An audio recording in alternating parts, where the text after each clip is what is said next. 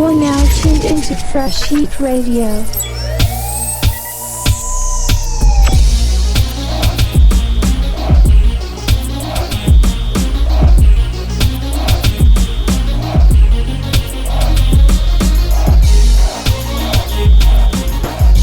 Fresh Heat Radio, you already know what time it is.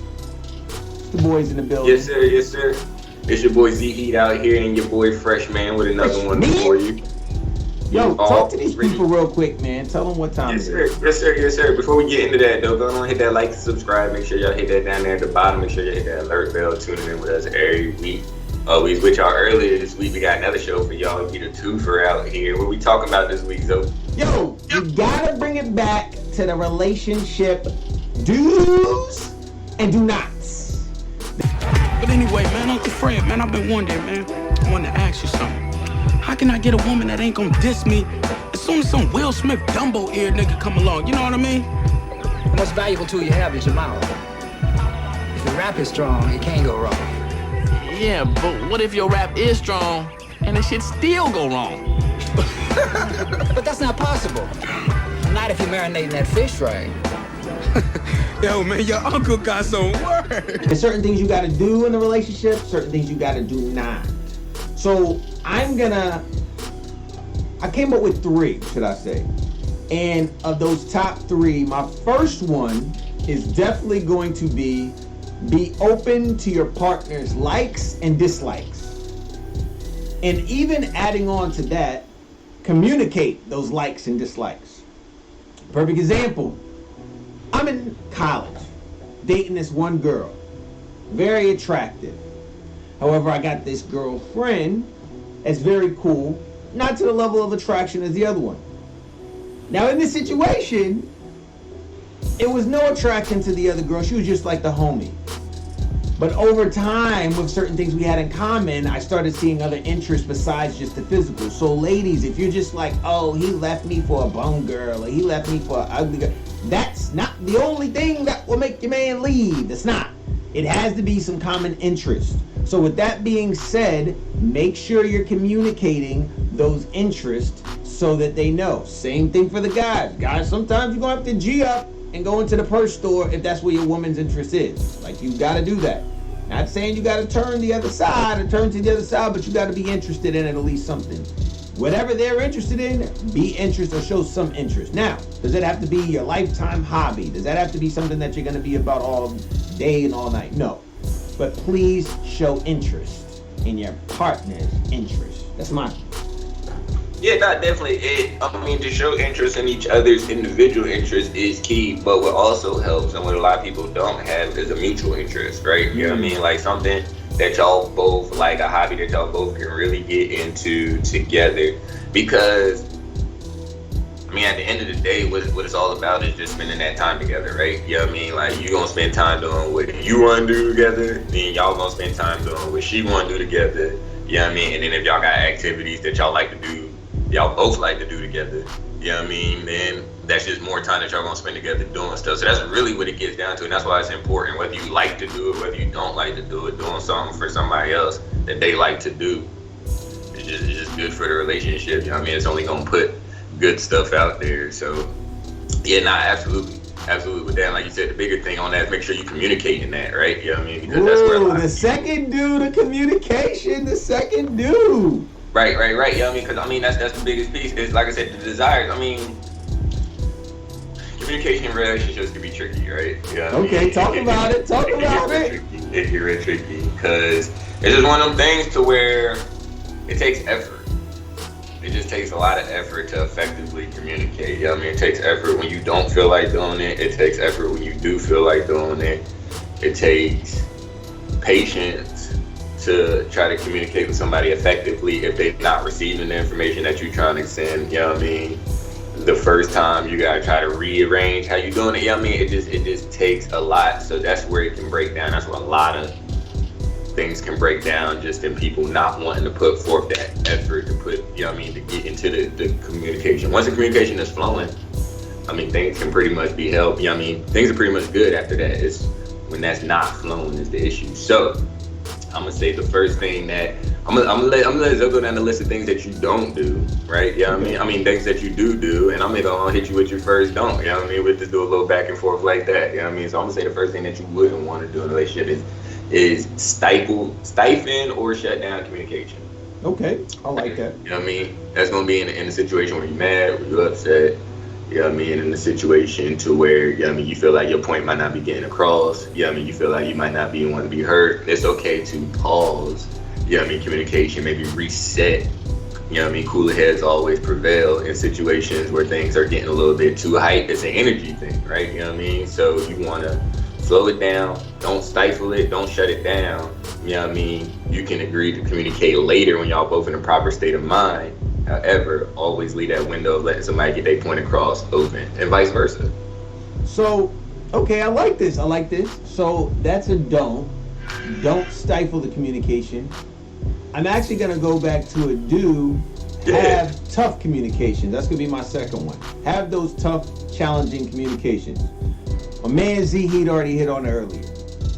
I don't know whatever myth is going around, whether that's Hollywood, whether that's social media, whether that's whatever. That relationship should be easy if it's meant to be. I don't know whatever myth that was, but what I do know for a fact is that everyone who has been married or been in a relationship for 20 plus years have all said something unanimously. And you know what that unanimous statement is? Relationships take work. Everybody said it. So for this fictitious belief to believe that, oh, it should just be natural, it should just be reoccurring, you know, that it's just something you don't even have to work towards, it just naturally happens. I'm not in agreement with that. So what I'm going to say is the reason why I'm not in agreement with that is because a lot of people in relationships are very, I hate to use a strong word, but I'm going to use it, very deceptive and sometimes lie. What do I mean by that? Perfect example. If there is something that happens in your relationship that you're uncomfortable with, that you don't like, somebody said something, bringing that up to your partner that you love or care about isn't the easiest thing to do. However, the fact of the matter still lies is you didn't like whatever just happened. And you need to address it. Because if you don't, it's your fault if it happens again. It's not the other person's, because you know what? They might not know anything's wrong with that. They might have just been like, I'm joking. I didn't mean that seriously. Why'd you take it offensively? Or it's just a physical fact that that's just how they are. That's just how they talk. You need to address that. Addressing is always the hard part. I think I've heard, and this is in the military community and civilian community, I think I've heard at least, I'm going to give a rough average, 65 to 70% of marriages and relationships fail because one partner refuses or just will not bring up an issue that they have to their other partner, and it literally destroys them from the inside out. Perfect example, if that's sexual needs, if that's emotional needs, if that's communicative needs, if that's shared interest needs, if that's even, and this is a big one, even parental needs, like I need your mom not to talk to me like that, or I need your dad never to talk to me like that. It's offensive when they do that. Those are really, really touchy subjects, but I think need to be addressed through the duration of your relationship, because if not, those things will corrode the bare foundations of your relationship. So for those hard conversations, you do have to have those. They do take work, and yes, it might not be accomplished in a second time period. You might have to go over these, but you do need to get an understanding, and more importantly, because everybody can say, oh, I feel where you're coming from, that's a cop-out. Having a way forward. Okay, since I don't like this, how are we going to proceed forward now? I need some kind of direction of how we're going to act. That's my do. Have the tough conversations. Okay, so on the back of that, having those tough conversations, right? When would you say, well, I guess it's really hard to say when would be an appropriate time to have those tough conversations. I'm glad you mentioned that. You know what I do, honestly, in my own personal life?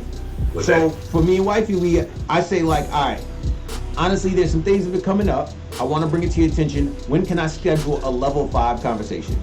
but I need to get it out off my chest at least before level. You call level 5. Right? Level 5 conversations. Like, so what consists of level 5? Is that something that she just is an action that she took that you really just not fucking with, or is it something that was done? You know what I mean, like from a financial point of view, or like what constitutes a level 5 versus something? You know what I mean? Like, so let's say, for example, like, yo, shorty wore my shoes out in the rain and she had her shoes right there, and I'm really pissed about her, like, wearing my shoes. Like, yo, that's a conversation. I don't feel like that's level 5. Like, Renee, like, come on, man. Don't take my shoes out in the rain, like, when you know it's raining because you didn't want to get yours dirty. Like, that was petty. Like, come on, you know you're not do that. Level 5, yo, honestly, I really don't like the way your sister talked to me the other day. That was really disrespectful. I know the relationship between her and her sister. I know as soon as I say something negative about her sister on an everyday basis, she's ready to defend her at all costs necessary. By saying level 5, I want her to drop all guards on everything except me and her for 1 second. If it's about the kids, if it's about her family, if it's about the job, if it's about her job, whatever I know she's passionate about, I think that's what I automatically need to preface it by saying, yo, I need to have a level 5 conversation because I know how this can go if I don't let you know. I have some strong feelings that are probably going to be against how you believe in these situations. Level 5.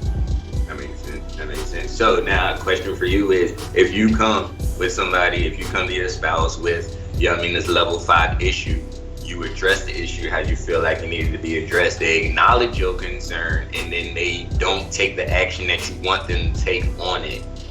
Where does that leave you in that situation? That's a good point. So, as you already know, that has definitely happened before. I will say it before I literally said like level 5. It has happened before to where I got hot, but I don't know if the defense mechanisms are down. I will personally say, since we started doing level 5 situations, it has progressed properly.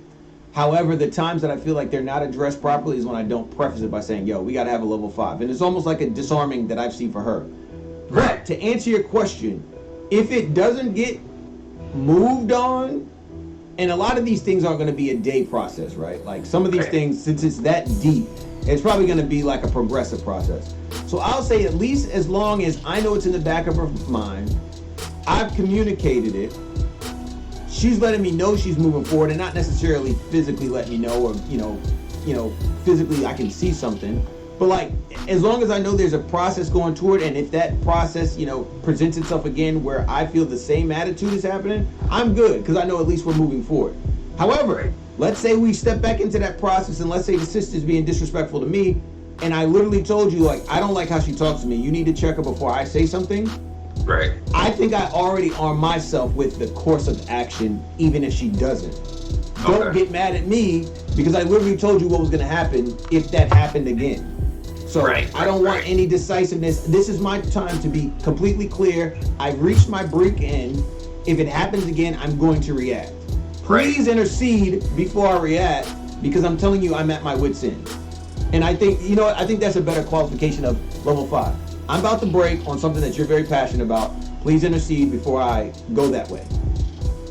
Okay, so that's great. So that's going to bring me into my second don't, right? You know what I mean? Which is, I'm going to say what you don't want to do is, if you really have strong feelings for the person that you with, what you don't want to do is not acknowledge the issues that they come to you with. Absolutely. Right? Absolutely. Because that is a surefire way. Now, this one typically ends up being the hardest one for me. You know what I mean? I almost kind of feel hypocritical bringing this point up. Let it fly, Fresh Heat, let it fly. Because it's always my natural disposition to just not really care, right? You know what I mean? Like, it's just one of those things to where my problems are mine, your problems are yours. You know what I mean?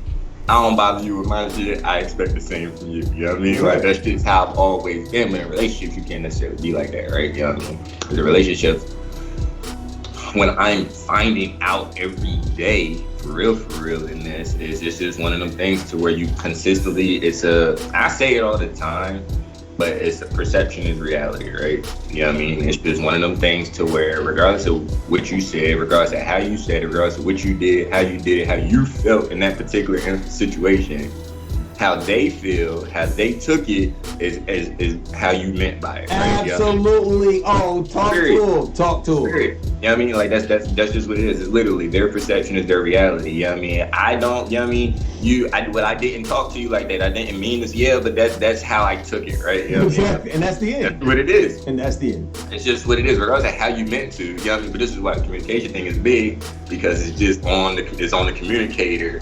You know what I mean? As much as it is, it's on the messenger as much as it is on the receiver, right? You know what I mean? Like you have to be able to get that. But now going back, you know what I mean? If the messenger has communicated the issue clearly, what they like, what they don't like, and the receiver doesn't do anything to change that action, then we end up in a situation like what I just previously said, right? You know what I mean? So at that point, it's just will. You know what I mean? Like I said, you know what I mean? Sometimes you gotta pick your battles on a lot of stuff, right? You know what I mean? Sometimes it's just one of those, you know what I mean? Like, you know what I mean? Sometimes you just gotta accept it. You know what I mean? Sometimes you just gotta look at it as if this is the person that you really love, this person that you really want to be with, then, you know what I mean? If they really got a problem with you doing X, Y, Z, then you just got to cut out doing X, Y, Z. If not, if that's an issue for you to cut out doing X, Y, Z, then y'all just addressed another issue in the relationship, for real. You know what I mean? You know what I mean? Because it's not always to say that you got to consistently change yourself for somebody, right? And I feel like a lot of people get caught up in that, you know what I mean? Thinking that, oh, if I love this person, then I got to be this type of person or that type of person. But for real, a lot of the compatibility should be made from the jump. There should be light switches, you know what I mean? And you know what I mean? You should little light changes to bring y'all closer together. But by and far, I feel like compatibility is something that should naturally take place from the jump, right? Y'all should consistently discover new things that y'all like, you know what I mean, together, you know what I mean? But you shouldn't have to consistently convince somebody to be in the same shit that you into, you know what I mean? You shouldn't have to consistently convince somebody to do things for you that you like, you know what I mean? Nor should you have to consistently change how you operate in order to have somebody else like you, right? You know what I mean? So it's gotta be on a basis level, but at the same time, somebody comes to you, level 5 situation, you acknowledge it and you choose not to move on it. Like you said, you know what I mean? That's an issue. Absolutely, right? Without a question, because you don't care. Yeah, it's blatant. It's blatant at this point. It can and should be taken as disrespect. You know what I mean? The perception of it should be, you know what I mean, just that. Because I told you I have an issue, you acknowledge my issue, and you continue to give me that same issue. You don't love me. Exactly. You can't. And again, like you said, I like that you used the word love. Like, love isn't always about you. Love is also about what you would be willing to do for the other person, even if you're not willing to move on it yourself. Like, I do this because I love you. I guarantee you, if wedding rings were free for most men, they would get them still. But just know that we know it's a price associated with the wedding ring, we're still gonna do it. We did not want to spend how many odd $100 that we wanted to. I guarantee you, women, don't think, oh, he loves me, so he's gonna spend. No, we do that because we do love you. If it was free, we would still do it. That's not the point. I know a wedding ring goes associated with weddings, so I'm going to do that. It's not something I want to do, but it's associated with that process. A lot of guys, I don't want to get up in front of a whole bunch of people and profess my love to you in a certain type of way. However, that goes along with the process. I know I have to do it. Some people don't want to sit down with the pops and do that. I don't have a problem, but some people don't want to do that. There's going to be uncomfortable things in a relationship that you do to show that you love somebody. A lot of times, like you said, actions speak louder than words. And my number three do take personal time for yourself away from your spouse. There's nothing wrong with that. I don't know where this misconception came that if you're not doing it with your partner, you're not doing it right. Now, are there some things that I think should be exclusive for you and your partner? Yes. Intimate time, pillow talk, absolutely. But I feel like a human being is way too diverse to really, literally think one person can fulfill every single need you have as a person. That is completely impossible. There are going to be things that you can only relate with guys. There's going to be things you can only relate with other women. Now, should those things kind of be limited when you're married? Absolutely. Should you be able to bring that up to your wife or your significant other if you're on the other side? Absolutely. But For majority of things, the only things I should really be trying to reach out outside of my wife is really like my homeboys. Like, I'm not going to be dapping up Renee. That dap is like internal for the fellas. I'm not going to be talking about to Renee. Well, sometimes I might. Like, yo, that girl's got a big butt. But it's in a different connotation when it's talked to with my wife. That's the conversation that we have grown to be comfortable with.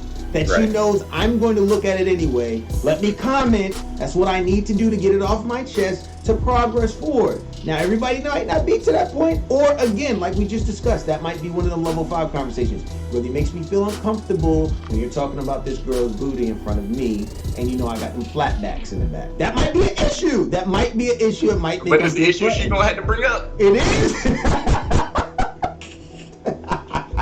It is. So that's what I'm going to say. My do is definitely get private time for yourself so you can connect with your friends. Because another thing, too, if you mad and it's going to happen, y'all going to get in fights. You do need somebody that you can talk to maybe, number one, get you back level-headed, or number two, you know, maybe somebody to be like, yo, I'm really going through it, and I really don't feel like I can discuss this with her.